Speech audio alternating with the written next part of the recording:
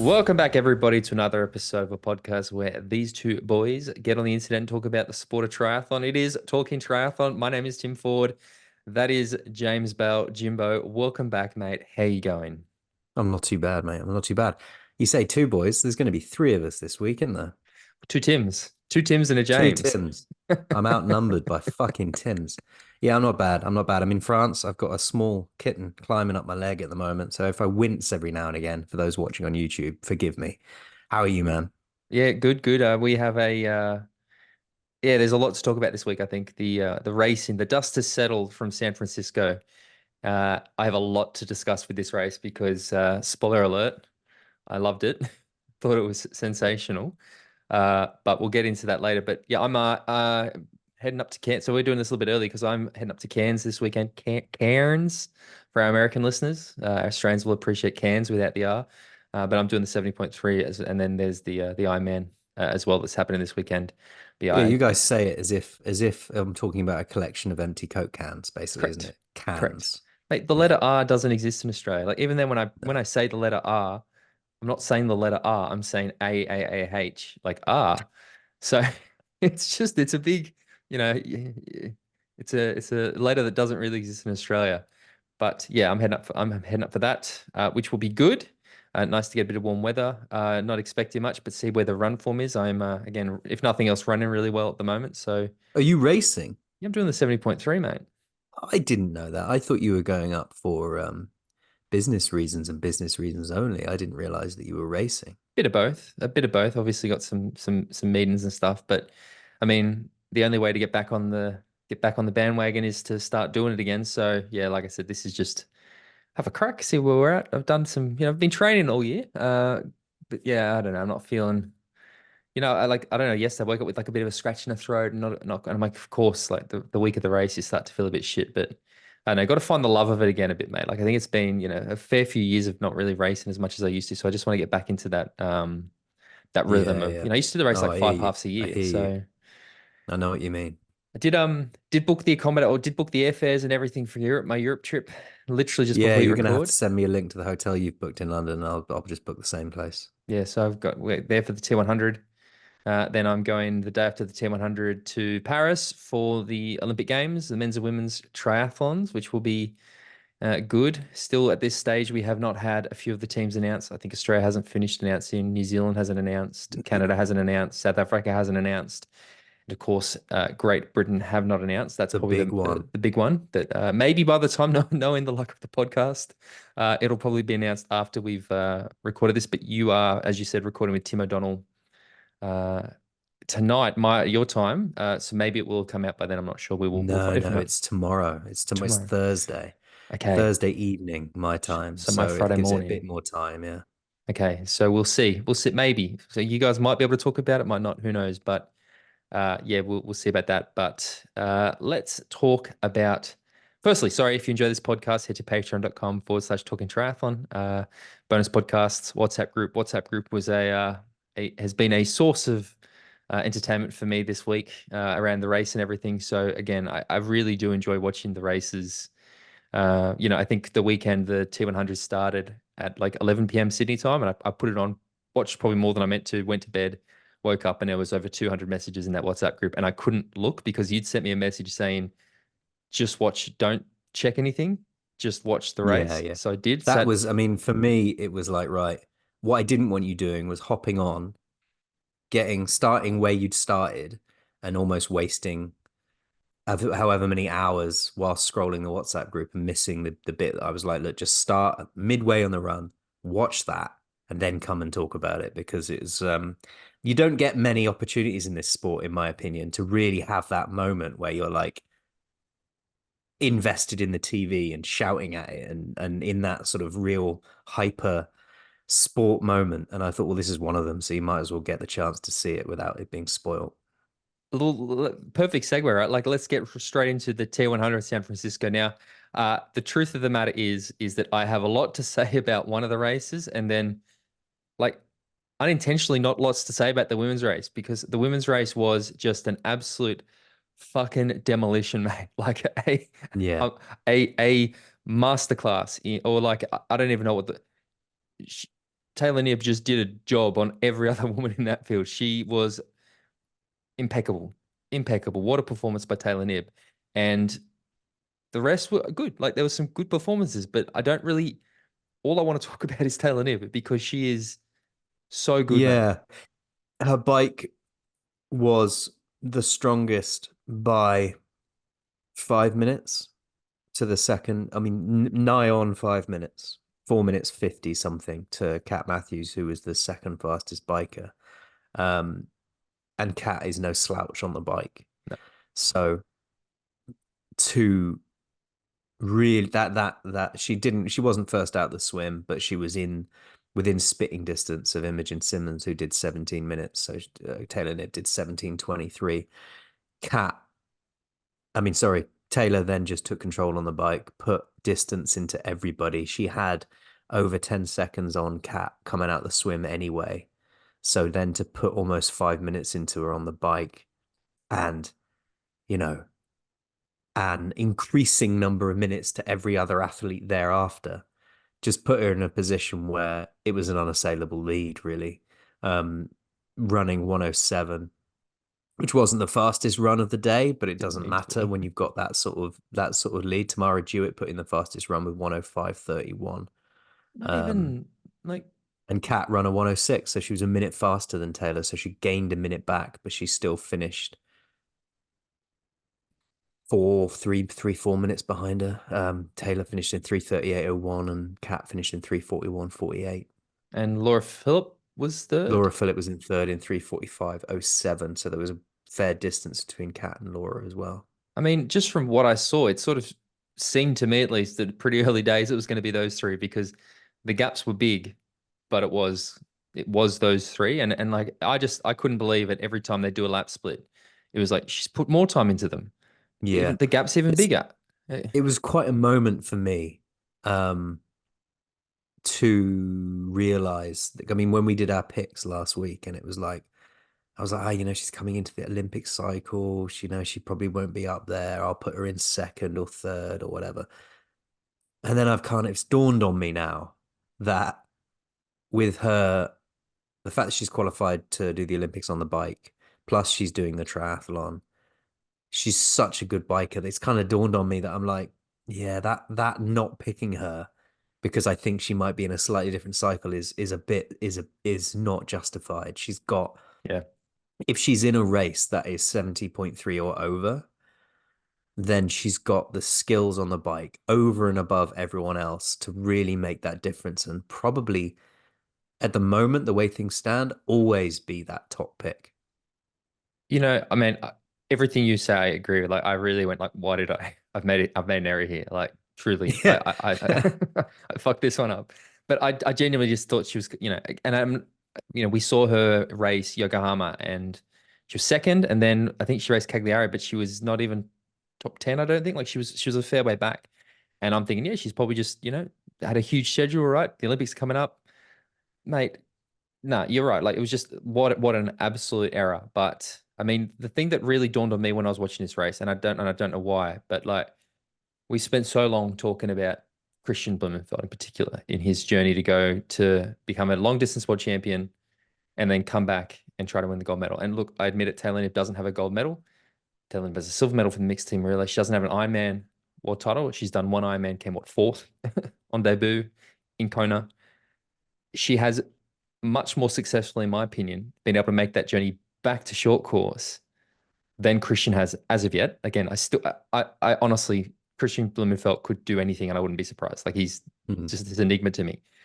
Uh, Taylor Knibb is the most versatile triathlete we've ever seen in the history of the sport, as far as I'm concerned. Like Yeah. and I'm sure I'm not saying something that's like a shock to a lot of people, but it just really dawned on me, and I don't know why I hadn't thought of it, but like she has done this sort of a lot more under the radar probably than the Norwegians have. And she's just done it so well that she is going into Tokyo as again, an outside chance at a gold medal, but a chance, but a strong contender as a medal, strong medal contender. But mate, she is just, She's on the verge, I think, of she's about to underline that across many distances. yeah, You know, I think we're about to see her win many, many things oh man. in quick succession. Once this Olympics is out the way, and let's say She's a contender for a medal. She outside chance of a gold, but almost irrespective of that.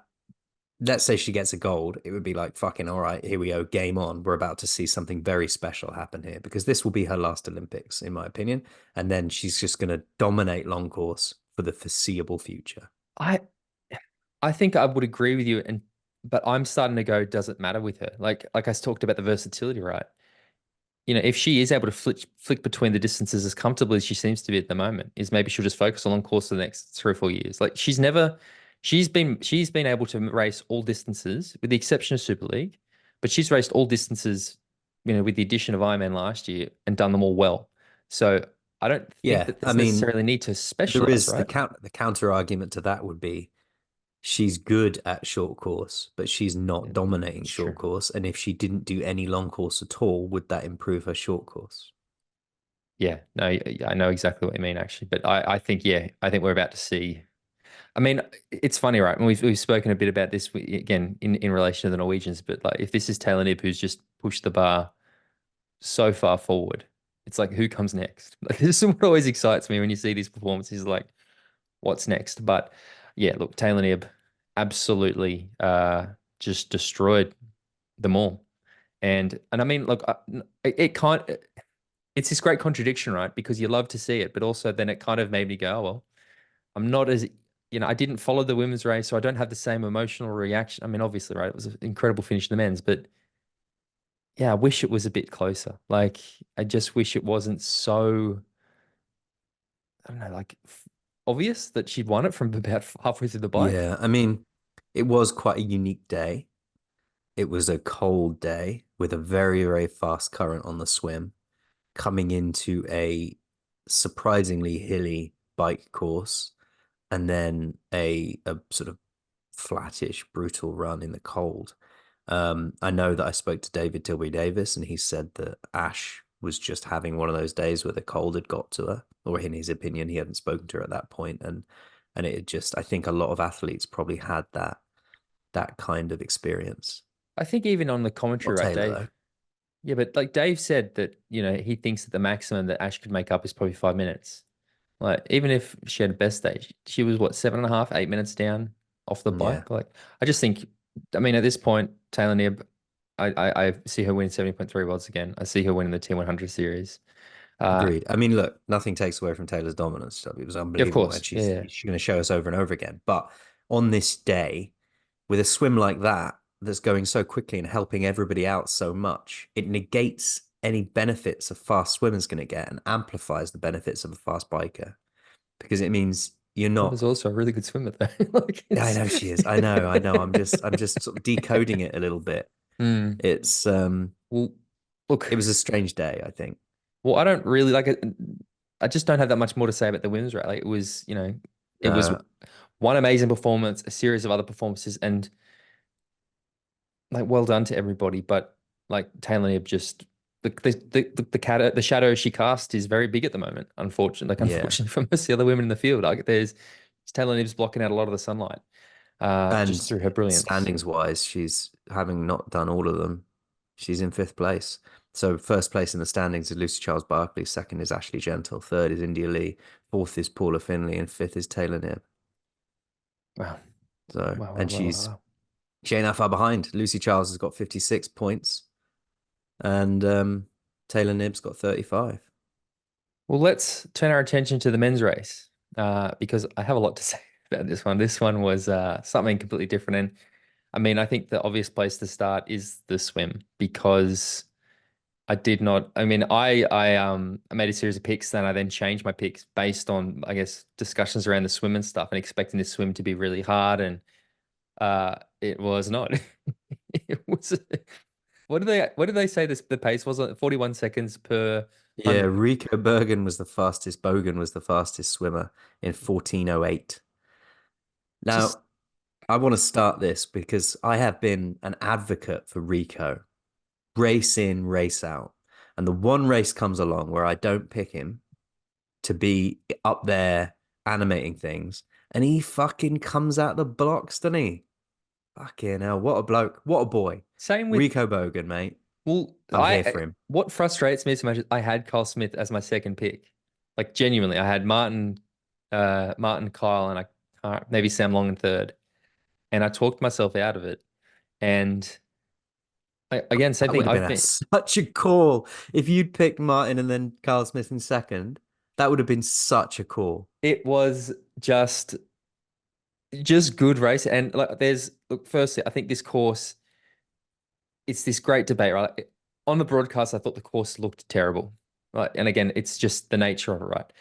But fuck me, if it wasn't, in my opinion, probably the best, or Singapore tops it because of the location, but in terms of the actual structure and the format of the course, chef's kiss. Like Yeah, this totally. is what we want to see. Like the way that those climbs and stuff really broke it up and Yeah. And to take, absolutely I mean, fantastic. you can't underestimate the impact visually of a grey, shitty, cloudy day. Do you know what I Correct. mean? Yeah. It just, because if it had been bright sunshine with this, with the bridge in the background, you'd have been like, oh, this is pretty cool. Because it just looked like a Mm. crappy Devon windswept rainy day. It was like, oh, I don't want to be out there.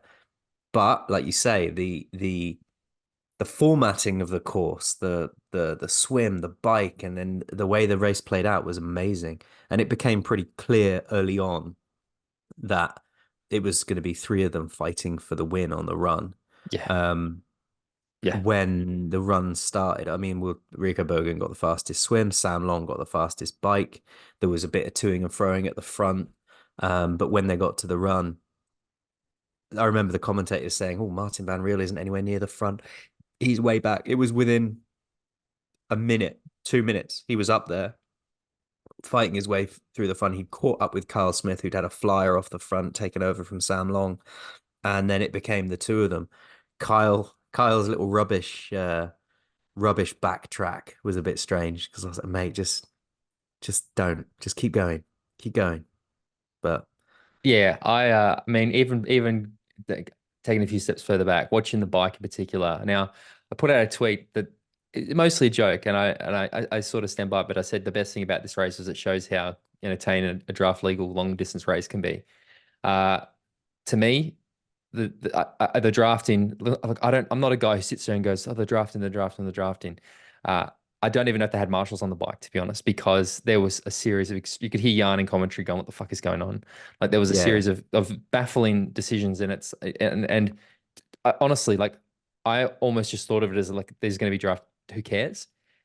And for me, it was great, but I still think it's worth noting the fact that I mean, and I saw I think there was a shot on the long straight down towards where they did the turnaround where Magnus weirdly was right behind Martin, and I'm like, well, that's not 20 meters, and it was for, and I like, so I saw plenty of weird yeah. things, but I That's the think the thing. I mean, someone said in the Talking Triathlon WhatsApp group when I said, "Are they going to do anything about this drafting?" And someone said, "Oh, well, it makes for better racing." And I said, "No, I agree completely. I'm not particularly fussed, it's their rules, but what right? I'm interested in is whether they're going to enforce their own rules. Because Yeah, if you don't enforce your own rules, then where are we going with this?" Because it was strange, and you had people doing semi overtakes, falling back. Alistair It's Brownlee, like yeah, yeah, it was weird, right? And yeah, that's not the rules. but I think for me the biggest, I guess, thing was when they came out swimming Sound Long was right there, and I remember Yeah, going, it's game over. yeah, I picked Martin same. Van Riel, but I was expecting Sam to be minutes back. And I think it became apparent very quickly that Sam Long wasn't going to be having a good day. And as a result of this, which we'll touch on, he's cancelled his trip to Australia, which we spoke about last week. I think it's a Not fantastic going to decision on his part, Cannes. not going to Cairns.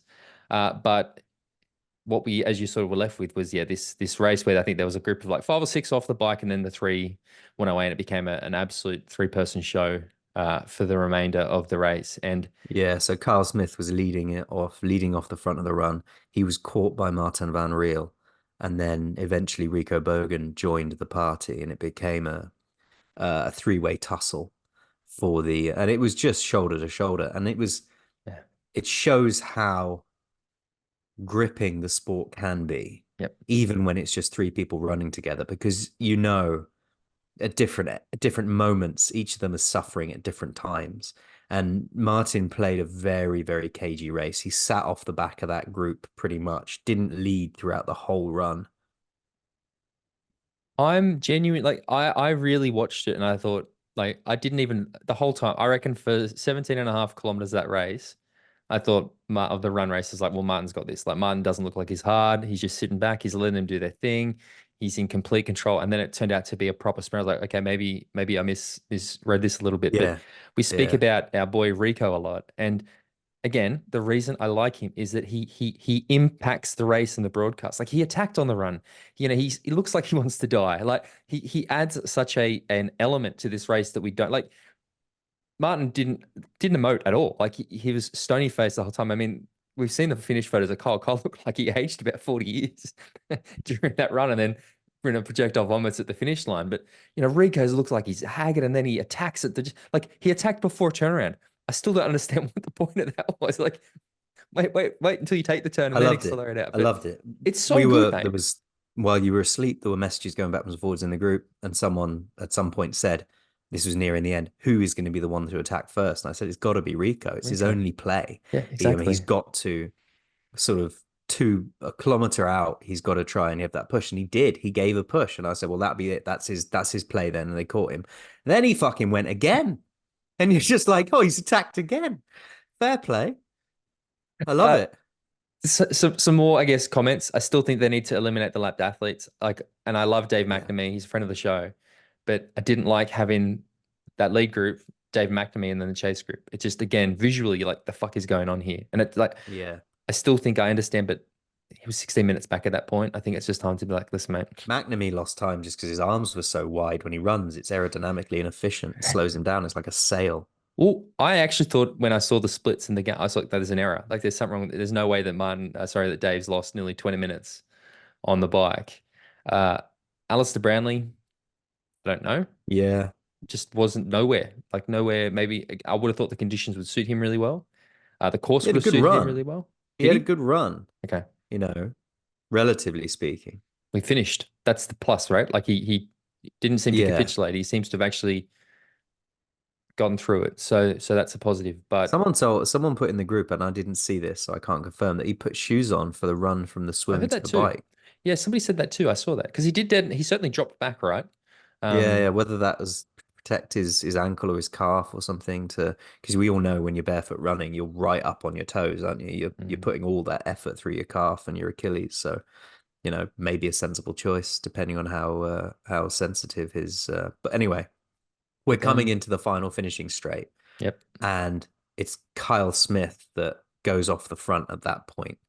Rico's fallen back. Marten Van Riel, he closes that gap.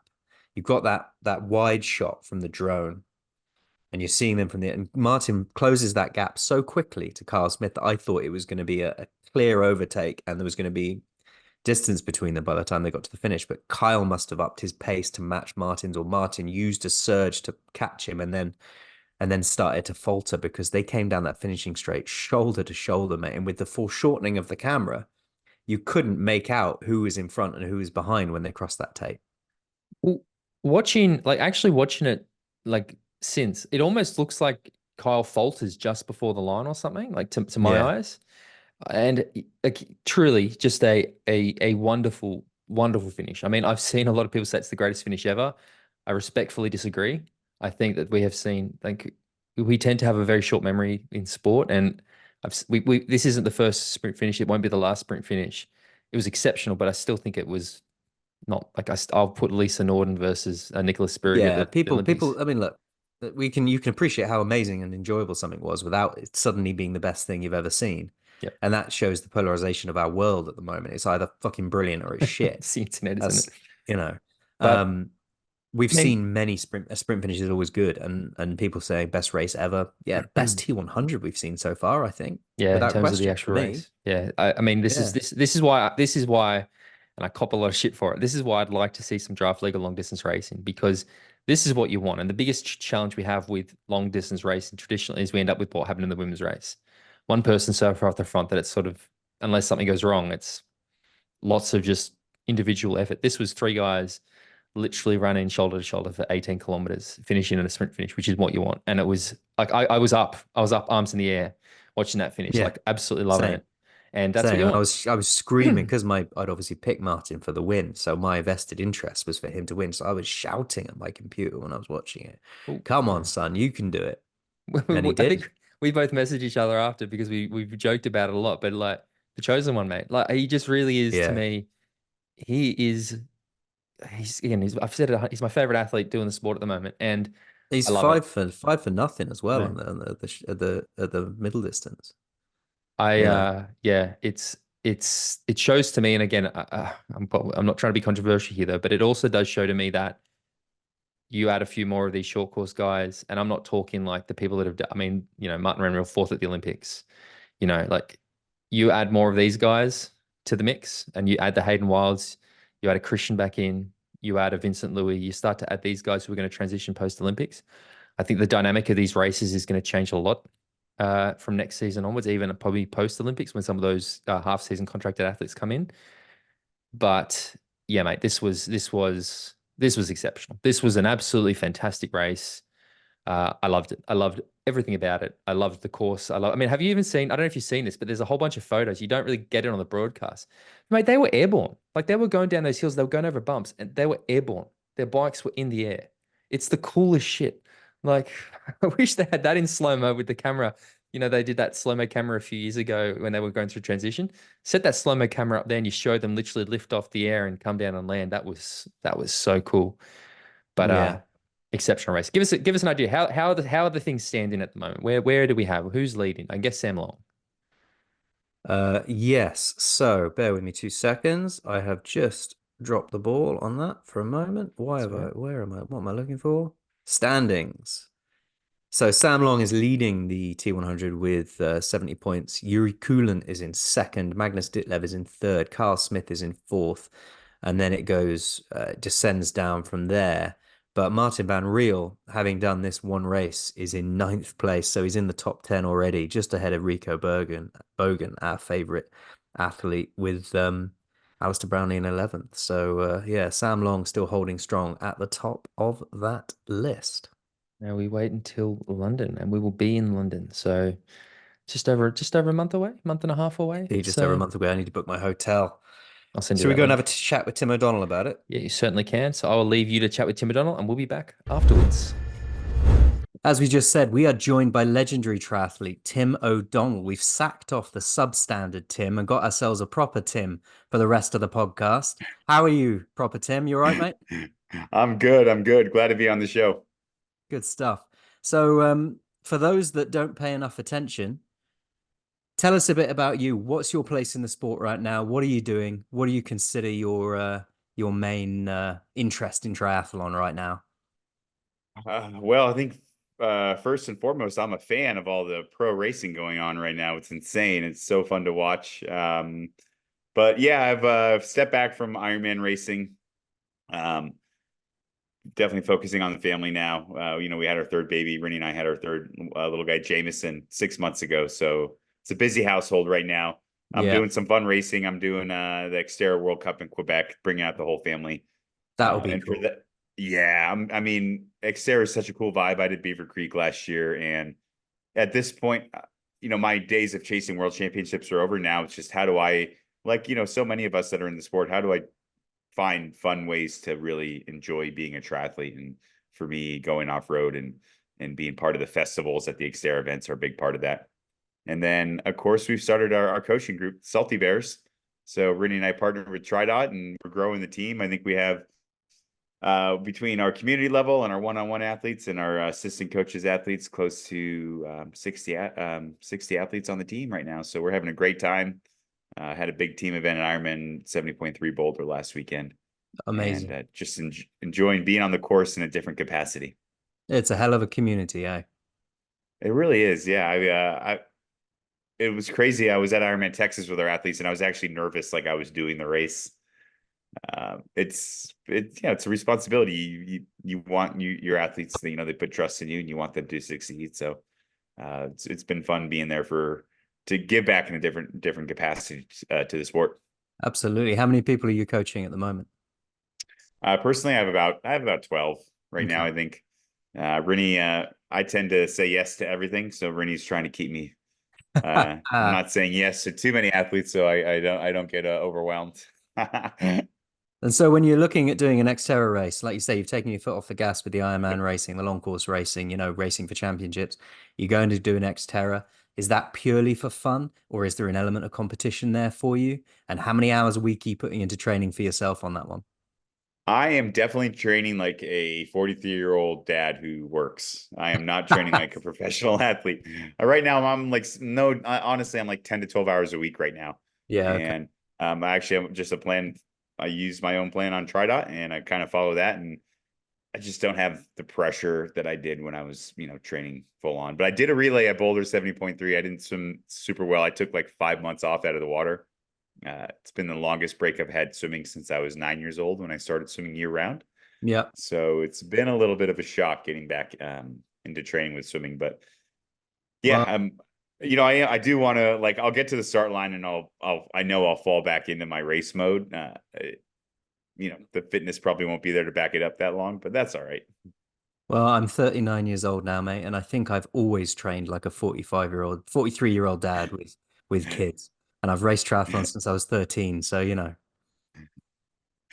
Hey, you can still have you don't need to train 30 hours a week, that's for sure, especially if you're balancing life.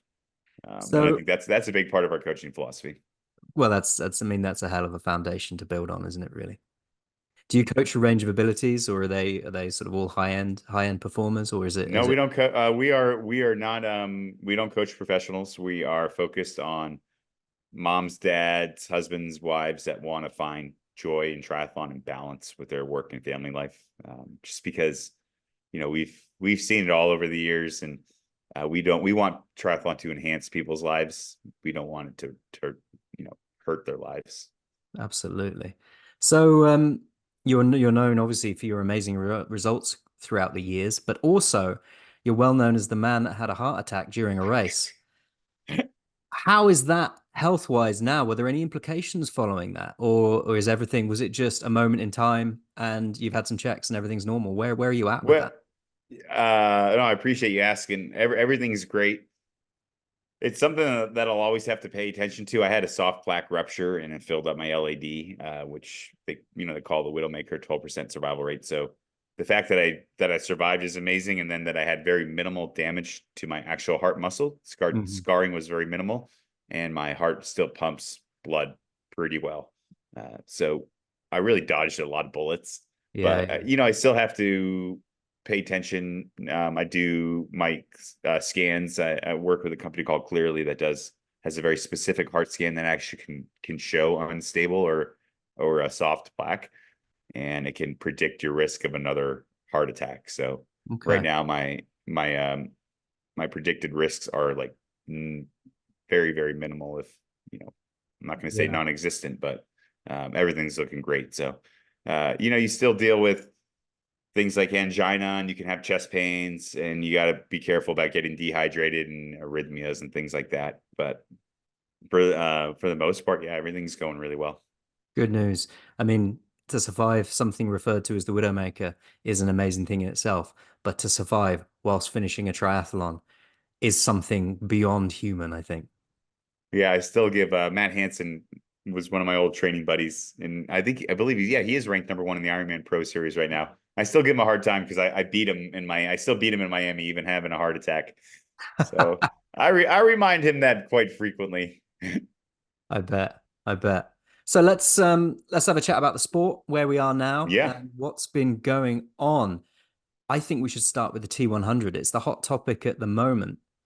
What are your thoughts now that we've had the 3 races in? We've had Miami, Singapore, and San Francisco. Yep. I assume as a fan of the sport, you've watched them all, maybe in person, maybe on the TV. Who knows? What's your thoughts on the T100 at this stage?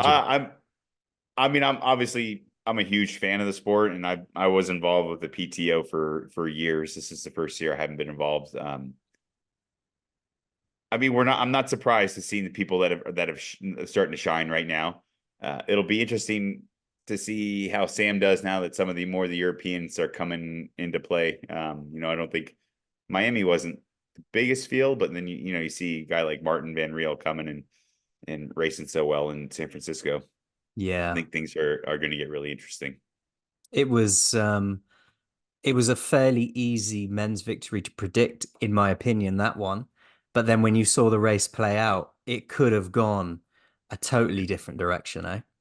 Yeah, I mean, maybe it's just me being over in the US.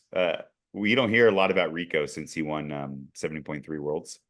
You really just don't hear a lot about him. So it was cool to see him in that mix with that three-way sprint. Yeah. Um, I love Rico Bogen, mate. The first time I'd ever heard of him was when he won that 70.3 World Championships, if I'm oh yeah. honest.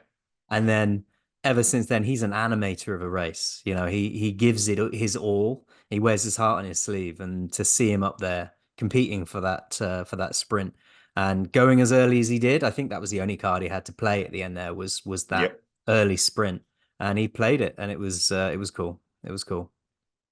Yeah. I mean, yeah, when you're running with guys like Martin and Kyle, sometimes you have to, you just got to throw your cards on the table.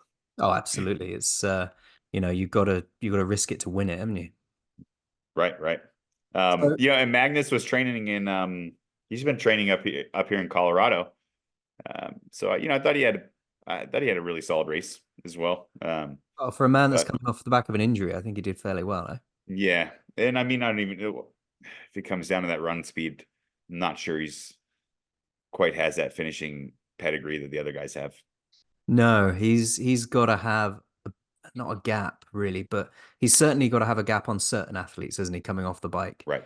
He's Yep. got a very metronomic run to him. He doesn't have that, it doesn't seem to have that ability to ramp it right up at the end.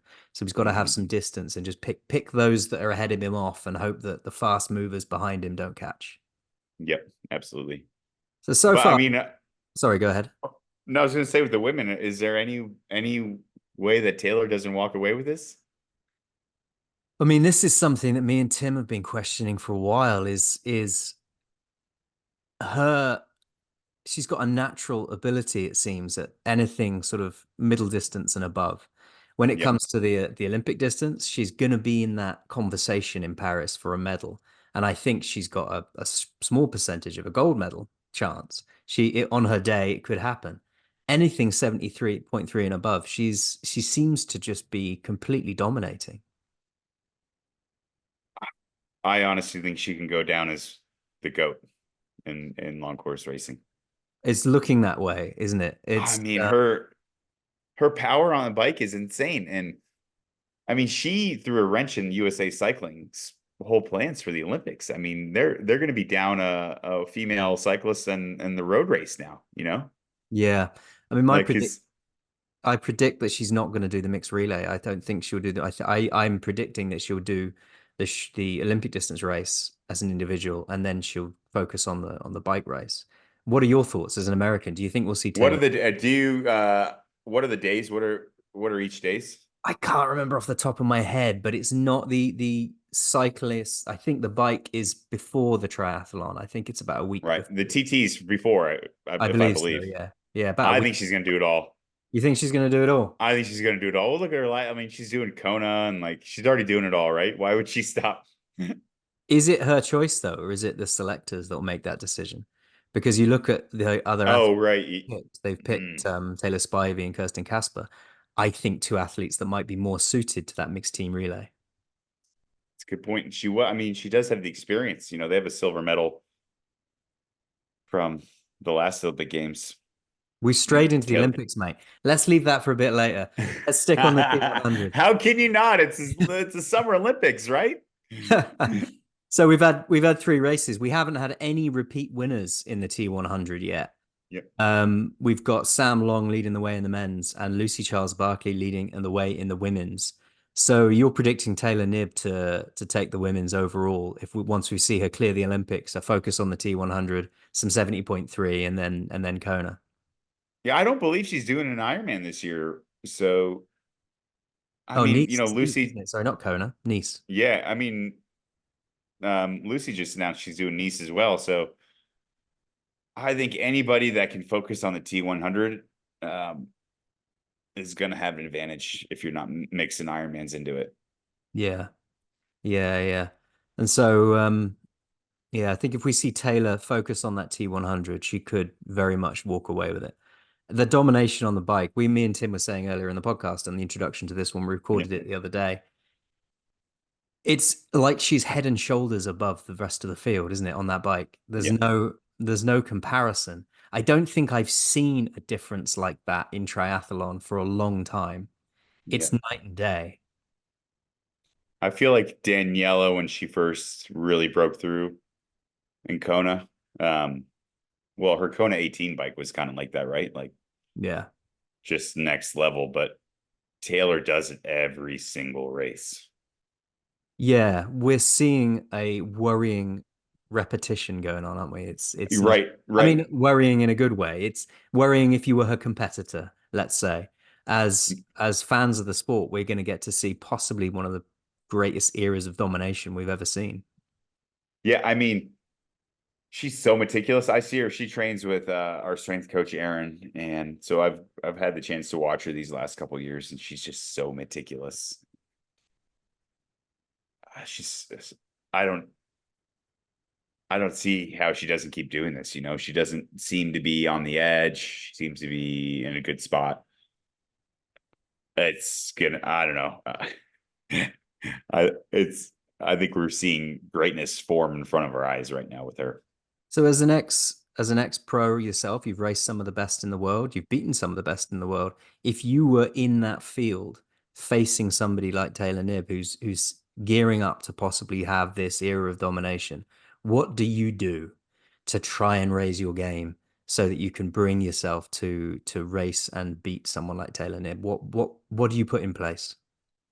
Well, it's interesting you say that. We were at Oceanside, and I remember seeing Paula after the race, and she just Paula Finlay, and she had a look like almost like what I don't know what to do. You know, like I just put the best race I could together, and Taylor just rode away from everybody. Right, like it's just a look of like there's nothing I can do. I think he it's so hard. And I saw this a lot when social media really started to pop, and like Lionel's YouTube channel started to pop. Everybody, before all the social media and everything, everybody thought they were training harder than everybody else. And then you see someone like Lionel crying on the trainer, and you're like, I'm not training that hard. And then you start to lose your confidence, right? So that, I mean, that happened for me. I had to have a shift in my mindset. Like, you know what? I don't have to be training harder than everybody else, but what am I doing? I know that I'm competitive. I'm one of the best in the world with what I've done. So now how do I just focus internally and become a better version of myself to then raise my game? And I mean, that really helped me a lot. And then honestly, you got to be paying attention to the little things that other people are doing, in terms of like position, aerodynamics, if that's stuff that you can do, not necessarily like just training harder, but are there little nuggets that you can get about, nutrition, or like the Norwegians using the CGM and all of this more scientific approach to little nuances of the sport. If you can start to bring those in and not just train yourself into the ground, I think that's one way to try to raise your game a little bit too. And you have to be honest with yourself, right? You have to be willing to redefine yourself over and over and over again if you want to stay relevant in the sport. So do you think, and that from an individual level, absolutely. Do you think if Taylor has a weakness, there's any way that we'll see in the long course game athletes talking to each other and looking Mm-hmm. to find a game plan as a unit, maybe to exploit those weaknesses and look at a way of beating her, like we did in the 210s, when it was sort of McCormack and Yeah, Crowe. yeah. Do you think we'll see athletes having conversations amongst the community, thinking, right, what can we do as a group to try and beat this athlete? I don't I don't know if it'll be that um, much of a concerted effort at Less the end of the. explicit, maybe. Yeah, yeah. I mean, I think some athletes will realize that hey, we have a common, you could call it a problem, and they might tend to kind of naturally like work on the same page. But I don't know if you'll see a lot of athletes calling each other up and saying, "Hey, let's have a Zoom call with these 5 women, and we're going to figure out how to beat Taylor." But That's the problem. I well, Her swim is good, and she's not. yeah, It's very diff. It's not like you could find a pack of bikers strong enough almost to put her out the game because she's so strong on her own that gap Yep. she's going to have on the swim to some strong swimmers. You ain't going to be able to put a pace line together that will hold Yeah. her off. And then once she's there, she's there. Yep. And she, I mean, she had the third fastest run in San Francisco, right? So her runs really come a long way. I think her only weakness right now is probably her if is moving up to Ironman distance and her conditioning on the run and being able to kind of hold it together for a marathon off the bike. But that's very solvable with just time and training, putting a concerted effort into an Ironman preparation. Do you think that she will, when she comes to race Kona again, do you think she'll suit those conditions? I think she'll win Kona next year. Yeah, fair enough. Hear it. I would put money on it. I'll go to Vegas now, tomorrow. quote you later, mate. Yeah. There you go. Is there anyone in the women's T100 field you think we haven't seen perform yet to their capabilities? How's Ashley been doing? I mean, she's been doing always pretty well up until San Francisco when I think she was a bit cold affected that day. Yeah, she's a skinny athlete. Warm weather, not surprised. I don't know how her bike handling skills either are with that course. Yeah, I mean, I think I was speaking to Coach David. He's someone that I speak to fairly frequently, and his opinion that it was just really a cold affected one of those days. Yep. It looked like a grimy day out there, didn't it? Gray. It did, yeah. Watching the coverage, yep. I mean, it's a San Francisco day for sure. Even watching them on the wait to get onto the podium, they look cold.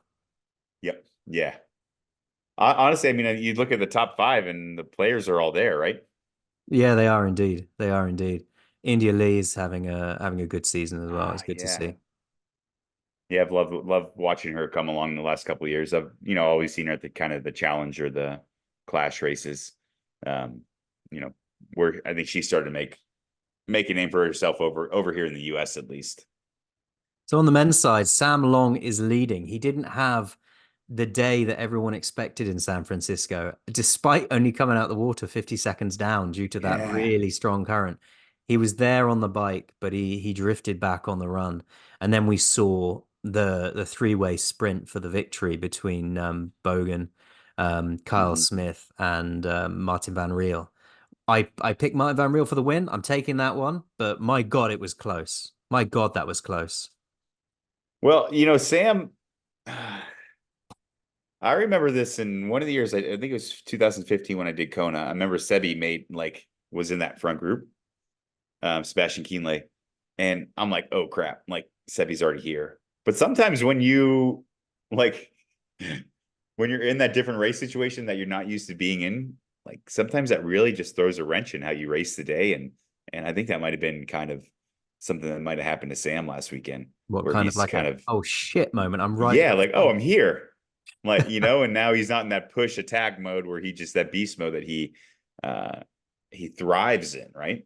And, yeah, he really does. Sometimes you just and Sebi had a great race in that year in Kona, but not I don't believe he was on the podium.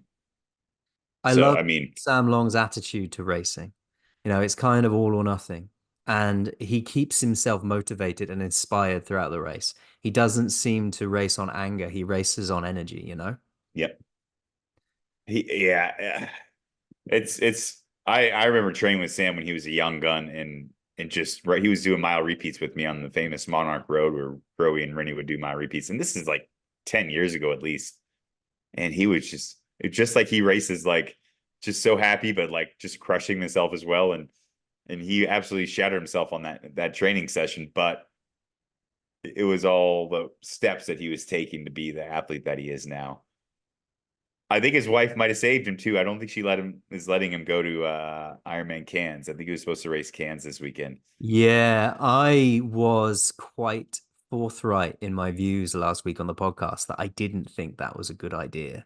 I feel like he's an athlete who rides motivation and he rides energy. And I think that the risk of going to Cairns and having a poor race might derail that sort of motivational wave that he's riding at the moment. I would be, if I was him, and I'm not, I would be focusing on the T100 and what I'm doing really well, and Yep. try and keep that ride going. I completely agree. I mean, you can when you start throwing Ironmans in, things can go wrong quickly in the season, right? And I think it's a blessing in disguise for him that he's not doing that. I agree with you. I think he should be full in on the T100, and I mean, he just put the nail in the coffin in that and make it his. Yeah, too right. And First, don't get distracted, right? don't It's get just distracted. And then on your Palmar race for the rest of time, you won the first ever T100. right. Yeah. And the same with Matt Hansen. Like I was chatting with him with the Ironman Pro Series. That Ironman Pro Series is very interesting, right? Like, and to me, Ironman and series should never be in the same sentence because it gets dangerous if you have to race that many Ironmans. Your longevity and then your injury prevention get much harder to manage.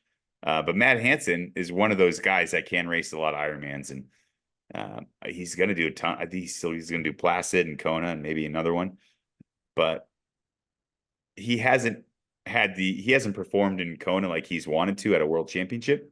But like put that aside, say, okay, well, I'm going to go fish in this pond. You got to fish in the right pond, right? He could be the guy that wins the first Ironman Pro Series. Like, go all in on that. Don't worry about Kona. Yeah, too right. Well, what are your thoughts on the Ironman Pro Series as it stands? Is that something you're keeping an eye on as much as you are the T100? Are you enjoying it? If you are, what are your thoughts on it?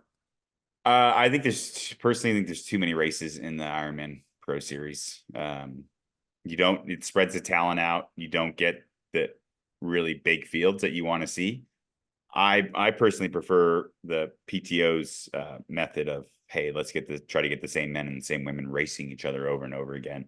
It develops better storylines, and I think it makes, and you have a higher level of racing at every race. So a better, But I mean, like you look at long narrative, Tremblant, right? basically. What's that? Better, you're going to get a better season-long narrative when you've got the same athlete. Yeah, absolutely. And like Tremblant, it almost looks like the start list I saw today. It almost looks like it's just the North American guys racing each other, like Oceanside, Tremblant. Yeah. You get Jackson Laundrie, Lionel Sanders. You kind of get that same Trevor Foley. But we're not seeing guys from across the world coming in and racing each other, which is what I want to see. Is it an improvement on what was, though, do you think? Because before the Ironman Pro Series, you had such a disparate Ironman calendar that you never really saw big names in the same races until you got to Kona or the 70.3 World Championships, or maybe, one of the big German races or something like that. Is this better than before, or is it actually a detriment to the sport, trying to force athletes to race as much as this? Well, like we said earlier, you don't want to get greedy. You got to pick, you got to like focus and not get distracted, right? So if you're trying, I think you're setting yourself up for something nasty if you're trying to like straddle the two different series. But no, it's great that Ironman's trying to level up the pro racing, right? There's a focus on pro racing that they really haven't done to this extent before, which is great. It's progress, and it highlights the professional field and great athletes. Because there's a lot more than 20 great men and 20 great women in the sport, right? So there is room. I just personally would love to see if they could have condensed it so the people that do decide to focus on the Ironman series, we get to see them race each other more and more. Yeah. I mean, we're not seeing, at the moment, we're seeing a lot more racing than we've ever seen in any triathlon season ever. I would hesitate to say. And do you think we're going to see any negative implications from that at any point going forward? What are the dangers when people start racing this much? Yeah, I'm really curious to see how this all falls out, especially on the Ironman side of things, where people are maybe trying to do 4 or 5 Ironmans in a year. You can do it. You can do it for 18 to 24 months, in my opinion, but you may not have the longevity, or you may have some injuries or, fatigue or chronic fatigue issues that, might bite you in the ass. So with the knowledge you've got, I mean, you've raced as a Yep. one of the top pros in the world. Is it something you can do in the short term without noticing, unless you get like a really an injury that just suddenly comes Yep. up? Is it something when it comes to chronic fatigue or, all these things that build up? Is it something in the short term you can do without noticing? At this point in the season, you'd be like, oh, this is okay. And then it just creeps up on you further down the road. Yeah. I mean, especially if you get fit early in the season, a guy like Sam, if you try to keep that momentum up, it gets harder and harder as the year goes on. But he was smart. He took an early break last season, and which is what you want to see. People that are like, hey, I need to have some downtime. I need to step away, because that can help you keep the momentum going. But I remember 2009, I kind of broke out in 2009 with 70.3s. And 9 and 10, I was racing everything I could, just trying to make money, right? Trying to get sponsors, trying to make money. And then it really caught up to me in 11 when I threw in full Ironmans. And that's where I had to kind of change my perspective and be a little more discerning about racing. And as a guy that have wanted to do well in Kona, and, having Rinny as my, at the time, girlfriend, she kind of actually held me back too, and saying, hey, knucklehead, if you want to try to win Kona, then that you just got to focus on that and not worry about all that other stuff. And I think there's a couple of guys that are like, all right, I'm just focusing on Kona, and we'll see if it pays off for them. Yeah. Yeah. And what do you think about the current state of the sport from a fan or a spectator? There's a huge amount of racing going on at the moment. Do you think we are getting the kind of entertainment and service that you want from a pro sport as a fan of it? If you're a Formula One fan, every two weeks, every 3 weeks, you get a race weekend, you get these amazing broadcasts, you get all this information. Do you see that in the future of triathlon? Like, do you think we're getting it now? I think we're going in the right direction. I do think it's hard with the nature of the sport to, that season-long narrative. You want it to be, you don't want that spread out, because you want to kind of keep going from race to race. Like right when San Fran ends, you want to talk about the next race, and a series that goes to what I think November at this point. It's harder to get that, like, without losing people's interest in between races. So we'll see if that's something that they could tighten up in the future. I don't know. I think it'd be hard on the athletes and their bodies, but we need the coverage to keep continuing to progress, right? And it's a hard sport to cover on television. I mean, I reckon there's two prongs to this problem, mate. I think you can't really tighten up the racing like that, because you've got the demands on the athletes' bodies. It's not Formula One, for example, is a very physically sport, but you're not going to get the kind of repetitive strain injuries and fractures that you're going to get if you start pushing long course triathletes to race more and more and more. But also, on the flip side of that, when you've got a race that's a long course race, it's very difficult to make an interesting broadcast out of that. You're relying on certain things to happen in that race. In this last race in San Francisco, we had almost the perfect example of that. For an aficionado of the sport, the women's race was fascinating, because you get to see a display of power and domination. But for a newbie, you ain't gonna get that excited over that race. No. The men's race, you got to see this 3-way sprint, and it was exciting. I would say it's exciting watching that. But again, it's hard to draw people in. What do you think the sport can do to draw people in a bit more? Well, I mean, I think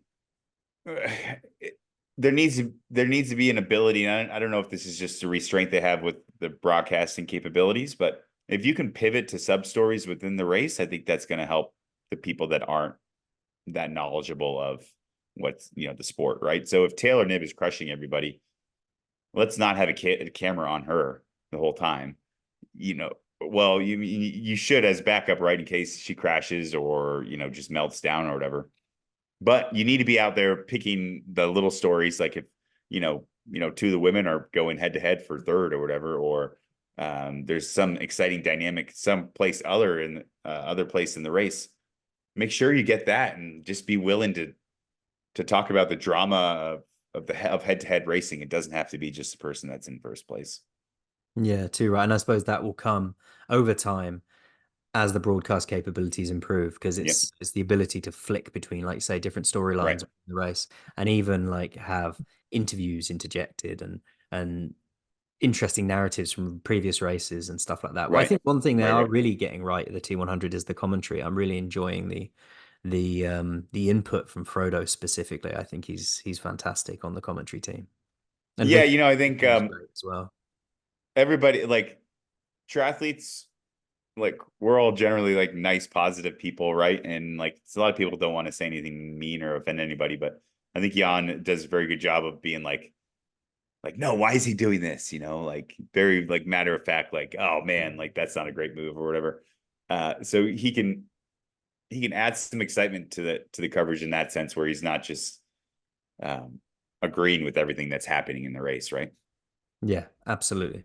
So, do you think the T100 series is going to be a success this year and going forward? I think so. It has to be for the sport, to be honest. I think look at it. It was a catalyst for Ironman stepping up the Pro Series. So it seems like the athletes are getting around, really getting behind it as well. So uh, I do think it's a make or break year, and next year make or break for the T100. Yeah, let's hope it is because I love the package they put together and the presentation of it all. And like you, I want to see the same athletes racing when they do race as much as possible because it creates those interesting dynamics. And I want to see Yep. the different courses. I want to see San Francisco was a real good example of a different type of course. You've got a Yep. really unique current in that swim. Then you've got a hilly bike and you've got some interestingly cold conditions. I want to see them go and do Alpe d'Huez, mate. I want to see Yeah. those sort Yeah. of courses thrown in. A hot alpine race in the summer would be amazing. Yeah. Totally. And you know what? It's a hard year to launch for them, right? They're going from a handful of races to an entire race series, and it's an Olympic year, so you've got this whole other issue you got to deal with some of the athletes you want in there that are, balancing the Olympic plan. So I think next year is going to be the year where it's amazing that look what's been created, right? Like this race series this wasn't a thing last year. Now all of a sudden there's what it was 8 races or something, 7 or 8 races. Yeah, man. So hopefully the lessons learned this year, and then they can really get the commitment they need from those athletes, and then 2025, let the T100 rip. Are you going to any this year? I don't have any plans right now. Looking at the schedule, maybe Vegas. Maybe I can sneak over to Vegas. It's an easy flight from Colorado. There you go. There you go. Now, a minute ago, you mentioned the Olympics and it being an interesting year to launch a race series. Let's have a chat about the US Olympic Yep. selection. We've had Taylor Knibb, Morgan Pearson on the list for some time, and they've recently announced Taylor Spivey, Kirsten Casper, and Seth Ryder to join them. Mm-hmm. What do you think of the US Olympic selection and chances in Paris? Yeah, I know there's a lot of controversy over here about who is going to get those other female spots. I think they picked a really great, strong team. But in my opinion, like Taylor and Morgan are the two real medal hopes for the US. So, the other athletes, really, it's like, okay, how can we use those other athletes to get another medal in the mixed relay? And can they help those two athletes, be set up for success? And I think medals for Taylor and Morgan come in very different ways, right? I mean, his running is just so good, right? I mean, he really is one of the best runners in the sport. He's got the pedigree. I think if he probably wanted to just be a runner at some point, right? But he's going to need that group, and then Taylor's going to need that smaller, that powerful bike, set up to get a medal, because her running has improved so much, but is she the best runner right now? I don't know. No, And I think I indicated earlier when we slipped out of the T100 into the Olympics, I see yep, Taylor Knibb as she's in the conversation for a medal, certainly. yep, And I think on her day, she's in the conversation for a gold medal. But that probably yep, involves some other specific circumstances, taking some of the more powerful runners out of the race. I think, in my opinion, Cassandra Beaugrand is looking incredibly strong for a gold medal. And then you've got Beth Potter in there as well. yep, And then absolutely. But if it's the Floor Duffy formula, right? Like if you get that group off, Yeah, absolutely. I think Taylor could be the fastest runner off of a small bike group on the front of the race. Absolutely. And it's an Olympic final. You know, it's like a World Cup, isn't it? Who knows what can happen on that single day of Yep. racing? Yep. I mean, I want to see Taylor do that. I hope she hasn't spread herself too thin with everything she's doing. How do you think But she's going to do in the bike I before I think she could before crush it. I mean, historically, cycling in Europe is usually next level compared to US, but I don't like her watts a kilogram are legit, right? I could see her. I don't know the course though. What is the course like? The TT course? I would assume it's fairly flat, I think. Yeah. I mean, that's going to play flat without a lot of technical turns is Yeah. that's a recipe for success for Taylor. Yeah, I mean, I think she's certainly got an engine. I mean, we've seen that. She's got Yeah. she's got an engine like you wouldn't believe. I think what might play against her is some of the experience some of the cycling teams in Europe have when it comes to preparing for an individual TT, Yep. setups, aerodynamics, support, and all of that, all those ancillary bits that we don't think about. Yep. Yeah.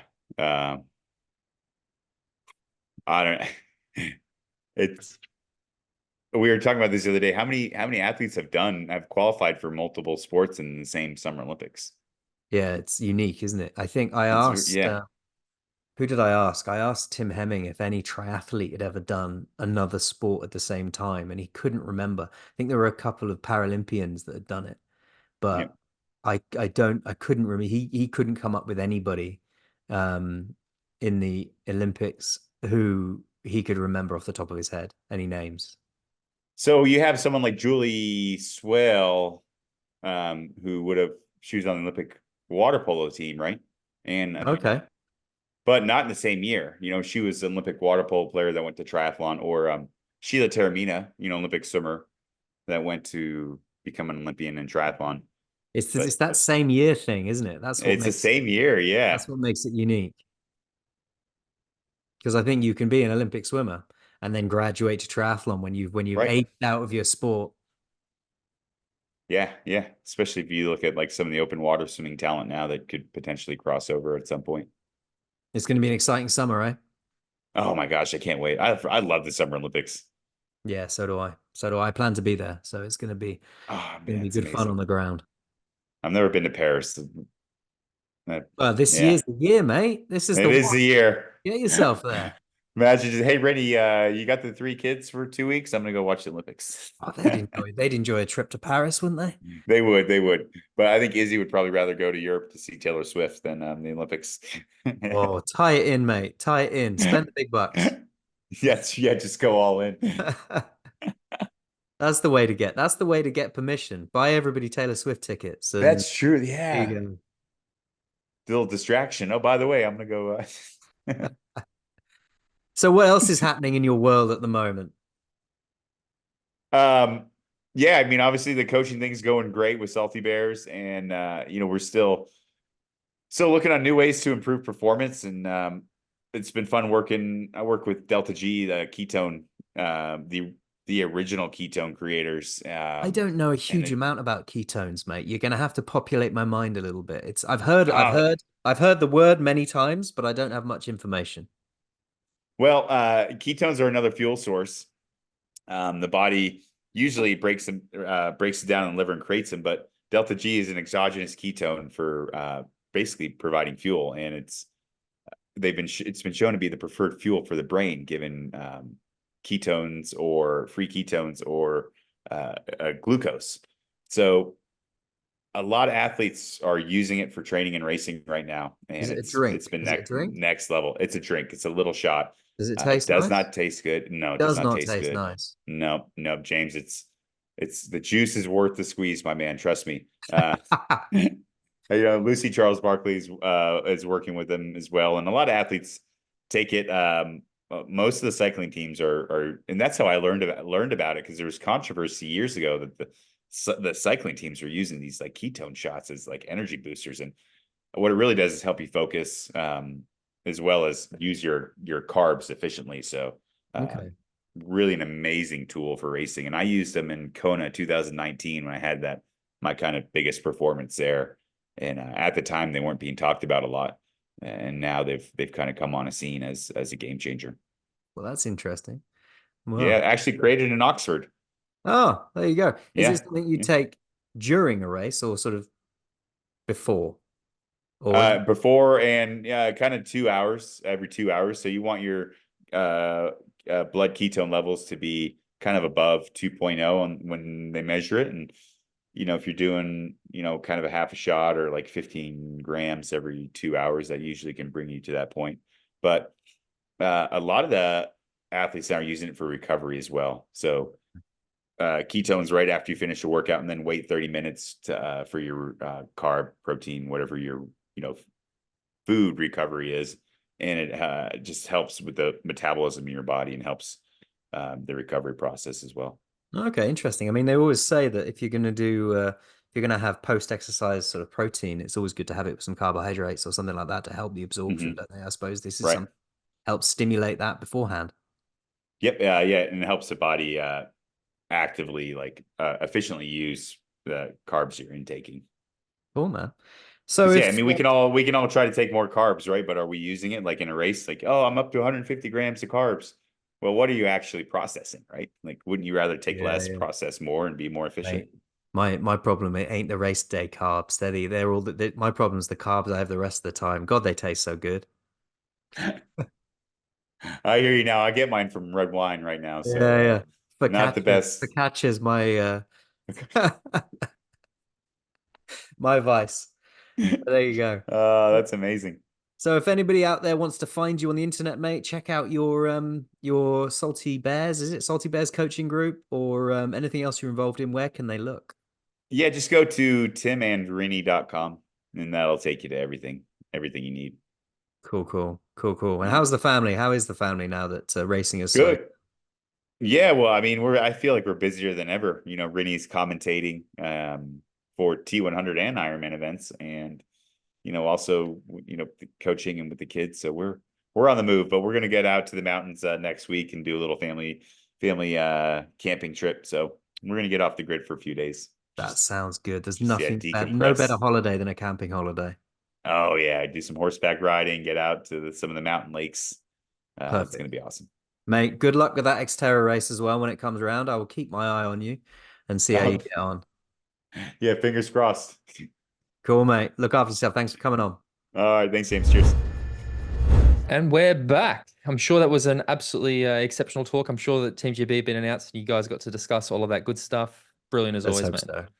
Let's hope so. I think, yeah, obviously I brought a little bit to the party, but having a proper Tim there is what really made the difference. It's true. It's true. It's true. Anyway, look, if people want to find out more about talking triathlon, all that stuff, Jimbo, where do they need to go? If you want to support the show, jump on at patreon.com/talking triathlon. If you want to follow Tim, he's at tford14 on Instagram, and I'm Bale at bale.james85 on Insta. Find across all social networks at Talking Triathlon on Instagram, at Talk Triathlon on Twitter, and you can join the Patreon group to access the monthly bonus episode and get access to the social group and the WhatsApp group that we constantly talk about because it's a really good place to share knowledge and enjoy the sport. Certainly is. Well, look, Jimbo, thank you for doing the interview this week. We'll be back next week to address. I guess we'll talk all about the race we didn't talk about this week. But when you get an athlete like Tim O'Donnell who's keen to come and have a chat, you allow it to happen. So, James, thank you, mate. Talk to you next week. Cheerio.